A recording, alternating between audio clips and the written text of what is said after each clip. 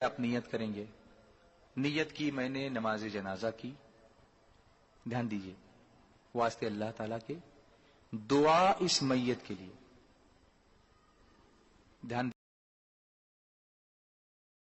دیجیے, دھیان دیجیے, بٹھائیے اس کو ذہن میں. نیت کی میں نے نماز جنازہ کی واسطے دعا اس میت کے لیے, پیچھے اس امام کے, منہ میرا کعبہ شریف کی طرف. پھر اللہ اکبر کہہ کے ہاتھ باندھ لیں گے. کریے ایسا. اب کیا پڑھیں گے؟ نماز جب ہم پڑھتے ہیں تو کیا پڑھتے ہیں؟ ثنا پڑھیے. ثنا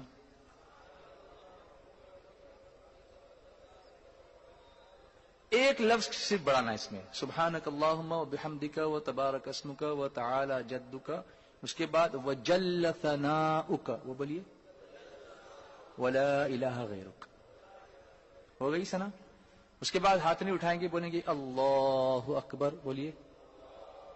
اب درود ابراہیم جو ہم نماز میں پڑھتے ہیں وہ تو سب کو یاد ہوگا ہی, التحیات کے بعد اس کو پڑھیے.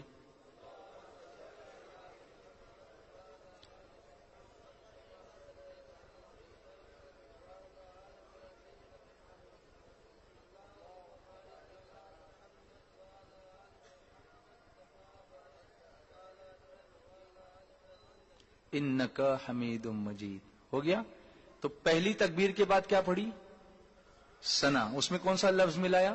وجل ثناؤک. دوسری تکبیر کے بعد کیا پڑھا؟ درود ابراہیم. تیسری تکبیر بولیے اللہ اکبر. اب نماز جنازہ کی دعا پڑھنی ہے. وہ دعا ہے اللہم اغفر لحینا و میتنا و شاہدنا و غائبنا و صغیرنا و کبیرنا و ذکرنا و انثانا. اللہم من احییتہ منا فاحیہ علی الاسلام ومن توفیتہ منا فتوفہ علی الایمان. اگر یہ دعا یاد نہ ہو, اگر یہ دعا یاد نہ ہو تو کیا کریں؟ تو کیا کریں؟ یاد کریں. آپ سوچ رہے ہیں کہ تو نہیں پڑھیں, ایسا نہیں ہے. اگر یہ دعا یاد نہ ہو تو کیا کریں؟ یاد کریں. جب تک یاد نہ ہو اس وقت تک ایک طریقہ ہے کہ دعا کی نیت سے سورہ فاتحہ پڑھیں. تلاوت کی نیت سے نہیں. کس نیت سے؟ آسان ہے نا.